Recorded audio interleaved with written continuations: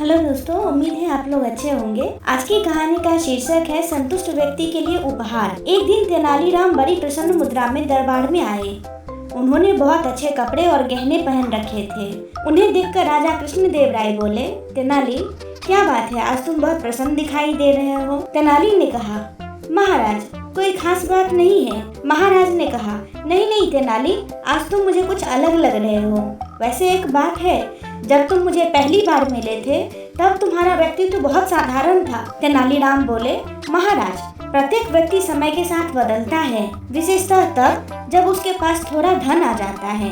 मैंने आपके द्वारा दिए गए उपहारों से काफी बचत कर ली है। राजा बोले, तब तो तुम्हें अपनी बचत का कुछ भाग दूसरों को भी देना चाहिए। तेनाली ने बोला, महाराज अभी मैंने दूसरों को देने के लायक पर्याप्त बचत नहीं की है।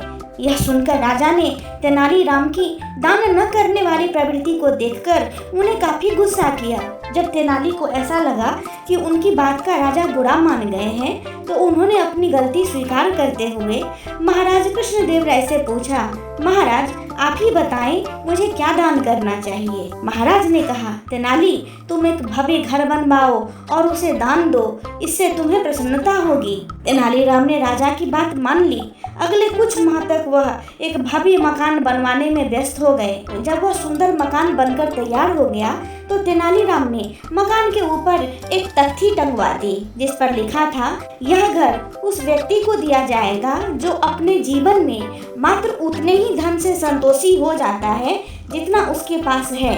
कई लोगों ने उस तख्ती को पढ़ा, परंतु कोई भी मकान लेने नहीं आया। एक बार एक निर्धन व्यक्ति को उस घर के बारे में पता चला। उसने सोचा क्यों न उस मकान को प्राप्त करने की कोशिश करे।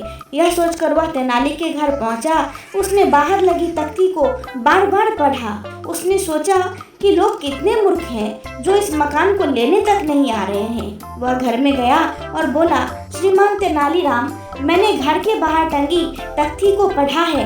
मैं दावा करता हूँ कि मैं सबसे प्रसन्न व संतुष्ट व्यक्ति हूँ, अतः मैं इस मकान का अधिकारी हूँ।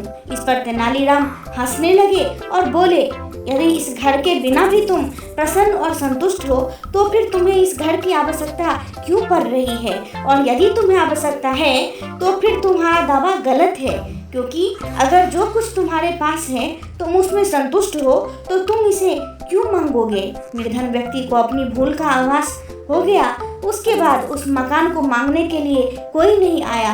अंत में तेनालीराम ने सारी कथा राजा को सुनाई। राजा हंसने लगे और तेनाली से बोले, वाह तेनालीरामन, तुम्हारा कहना ही क्या, तुमने एक बार फिर अपनी बुद्धिमानी का परिचय दिया, परंतु अब तुम उस मकान का करोगे क्या? राजा कृष्णदेव राय की इस बात को सुनकर तेनालीराम हंसते हुए बोले, कोई शुभ दिन देखकर सोच रहा हूँ गृह प्रवेश कर लूं। फिर क्या था, तेनाली के इतना कहते ही और पूरी सभा ठहाके मारकर हंसने लगी। दोस्तों, आपको मेरी ये छोटी सी कहानी कैसी लगी मुझे कमेंट में जरूर बताएं और चैनल को लाइक, शेयर और सब्सक्राइब करना न भूलें। धन्यवाद।